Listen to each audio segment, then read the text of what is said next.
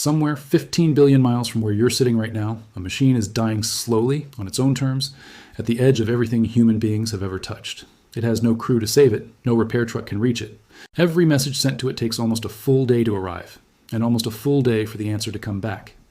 And a few months ago, this machine did something that forced the people responsible for it to make a decision they'd been dreading for years. A decision with no way to undo it, no way to test it twice, and no way to know if it was the right call until it was already too late to change. Here's what actually happened. During a routine checkup, a procedure this spacecraft's team has run hundreds of times without incident, its power supply behaved in a way it never had before. Not a shutdown, not a crash, just a number on a screen that came back lower than it should have. And that one small deviation was enough to tell a team of NASA engineers that a piece of hardware running, since before most of them were born, was closer to a serious failure than anyone had planned for. They had hours, not days, to decide what to do about it. And whatever they chose, there was no way to send someone to check their work, no way to open it up and look inside. Just a decision sent across a gap so vast that even light itself takes the better part of a day to cross it. And then a wait to find out if they'd guessed right. That decision led to the permanent shutdown of an instrument that had been running almost without pause for 49 years.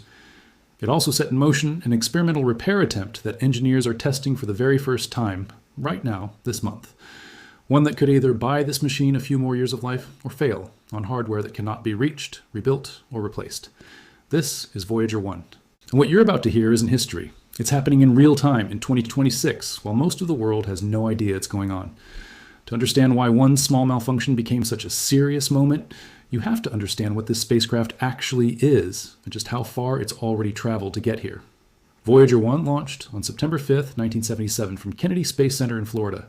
Its assignment, on paper, was almost humble. Fly past Jupiter, fly past Saturn, take photographs, gather measurements. NASA's own projections at the time gave it a working life of about 5 years. The engineers who built it were focused on storms in Jupiter's atmosphere and the strange braided rings of Saturn. Nobody involved in the design was seriously planning for what this spacecraft would still be doing in 2026, but Voyager 1 didn't stop at Saturn. It used the gravity of both giant planets the way a slingshot uses tension, picking up speed with each pass, and it simply never lost momentum. By the late 1980s, it had already become the most distant object our species had ever sent into space. Then, in August of 2012, 35 years after launch, it crossed a boundary called the heliopause. Picture the sun not just as a source of light, but as the center of an enormous bubble. It constantly exhales a stream of charged particles called the solar wind, and that wind pushes outward in every direction until it finally runs out of strength and meets the pressure of the interstellar medium, the ancient thin material that fills the space between star systems. The point where those two forces balance is the heliopause. Everything inside it belongs to our solar system. Everything outside it belongs to something else. In 2012, Voyager 1 physically crossed that line and kept transmitting from the far side of it, becoming the first spacecraft in history to leave the solar system and continue speaking to us from beyond it. That much is well known. What happened next is the part most people have never heard. Since 2012, Voyager 1 has been sending back direct measurements from inside interstellar space, not modeled from a telescope, not calculated from theory, but recorded firsthand by an instrument physically present in that environment. And what it found didn't match the predictions. For decades, physicists had built mathematical models describing interstellar space as a fairly calm, uniform, and quiet place, cold, thin, and largely undisturbed. Then, in 2017, Voyager 1's plasma wave instrument began detecting something those models hadn't accounted for, a faint, continuous, narrowband signal running through the plasma around it, something researchers have since described, informally, as a persistent hum. This wasn't a brief spike or a one-off reading. It showed up year after year, tracked across more than 900 million miles of interstellar space, roughly 10 times the distance between the Earth and the Sun. A team of researchers analyzed this data and published their findings in the journal Nature Astronomy, concluding that interstellar space is turbulent and structured in ways earlier models simply never predicted. Think of it like this. For 100 years, oceanographers had only ever studied the sea from satellite photographs and equations. Then, for the first time, someone actually lowered an instrument into the water and discovered currents and turbulence no photograph from orbit could have shown them. That's roughly what Voyager 1 did for the space between the stars. And it matters for a very grounded reason. The heliopause isn't just a scientific curiosity. It's part of what shields our solar system and Earth from high-energy cosmic radiation streaming in from the wider galaxy. Understanding what that shield is actually pressing against, rather than what we assumed it was pressing against, is not a small correction. It's a foundational one, That's the context. Now, back to the moment this all started.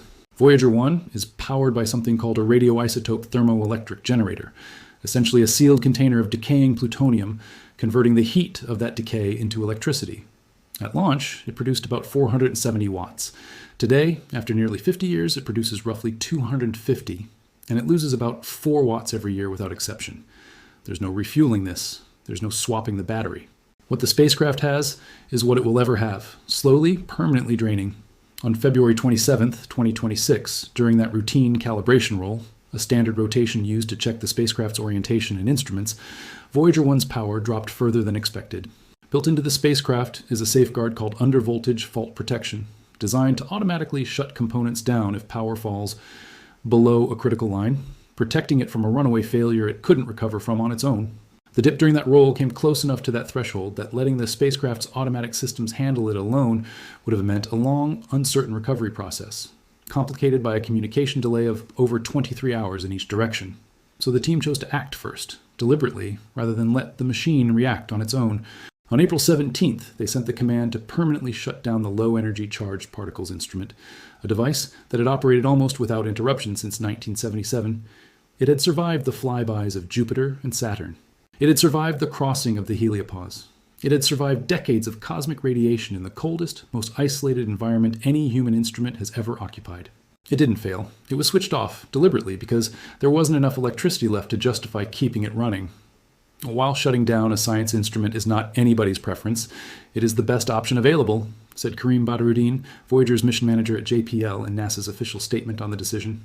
2 instruments remain active, one that measures plasma waves, the very instrument that first detected that unexplained interstellar hum, and one that measures magnetic fields. Both are still returning data from a region of space no other spacecraft has ever entered. Of the 10 instrument packages Voyager 1 launched with in 1977, 7 have now gone silent. Every one of those shutdowns is permanent. There's no repair crew to send, no way to reach out across 15 billion miles and physically flip anything back on. And yet, the story doesn't end there, because the team hasn't stopped working the problem.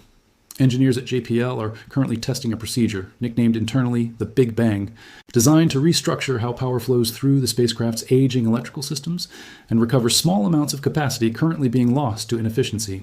Because any change to a system this old carries real risk, they're testing it first on Voyager 1's twin, Voyager 2, which has a slightly larger power margins and sits closer to Earth, making a failed attempt there less costly to the overall mission.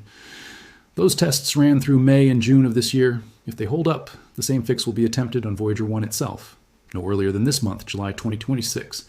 And if it succeeds, there's a real chance the instrument shutdown in April could be switched back on. Matt Hill, the instrument's principal investigator at the Johns Hopkins Applied Physics Laboratory, described the team's hope in comments reported by CNN that the plan might let them keep learning whatever surprises await Voyager in these distant regions of space. He also offered something more sobering, that the engineers have a track record of stretching the spacecraft's power supply further than seems reasonable, but that eventually that streak runs out. Nobody working this mission is under any illusion about where it's heading. What they're negotiating for isn't a reversal. It's time. There's a second milestone already fixed on the calendar, one that will arrive regardless of how the July repair attempt goes. On November 18th, 2026, at 2:16 in the morning Pacific time, Voyager 1 will reach a distance of exactly 1 light day from Earth, about 16 billion miles. At that distance, a radio signal traveling at the speed of light takes a full 24 hours just to arrive, and another 24 for a reply to make its way back. Send a command on a Monday morning, and you won't know it was received until Tuesday. You won't hear anything back until Wednesday. No human-made object has ever operated at that distance while still transmitting. It's worth sitting with what that actually means for the people running this mission day to day. Every test of a fix, every diagnostic check, cost nearly 2 full days round trip before anyone knows if it worked. Imagine trying to diffuse a slow leak in a house you can only visit for a few seconds every other day through a mirror with instructions that take a full day to arrive and another full day to confirm. That's the operating reality at JPL right now. For a machine that can't be visited, can't be manually rebooted, and can't absorb a wrong move. Voyager 1 keeps moving regardless of any of this, about 38,000 miles farther out every hour, with nothing in interstellar space to slow it down. NASA's own projections put the end of its transmissions sometime in the early 2030s, when its remaining power finally falls below what's needed to run anything at all. But the spacecraft itself doesn't stop. In roughly 300 years, it will reach the inner edge of the Oort cloud, the vast shell of icy debris that marks the outer limit of the sun's gravitational reach. It won't finish crossing that cloud for another 30,000 years after that. Attached to its frame is the Golden Record, a gold-plated copper disc carrying greetings recorded in 55 languages, the sound of rain and ocean waves and human laughter, 90 minutes of music drawn from cultures across our history, and a map built from the positions of pulsars, marking exactly where in the galaxy all of it came from. Carl Sagan, who helped assemble it, described it as a message in a bottle cast into the cosmic ocean. That description holds up. Long after this spacecraft's last transmission reaches Earth, long after the people in that JPL control room have lived out their lives, that record keeps moving through the dark, carrying, in whatever form the physics allows, the simple fact that a species once existed here that wondered enough about what was out there to build something and let it go. Which brings us back to where we started. A small, unexpected dip in a power reading on a machine most of the world has forgotten still exists, forcing a team of engineers to make an irreversible decision about a piece of hardware that had been faithfully running since before some of them were born. It's a small moment in the grand arc of a 50-year mission. But it's also, in its own quiet way, the entire story of Voyager 1 in miniature. A machine built for 5 years, still working after 49, still teaching us things about the space beyond our door that we didn't know to ask, right up until the exact moment it can't anymore. Nobody at NASA is promising Voyager 1 gets to answer the questions it helped raise about that strange hum in interstellar space before its power finally runs out. What they're promising is that they'll keep trying, one 23-hour signal at a time, for as long as the numbers on that screen let them. If you want to know what happens when they attempt the fix this month, that part of the story is still being written. Subscribe if you'd like to follow it.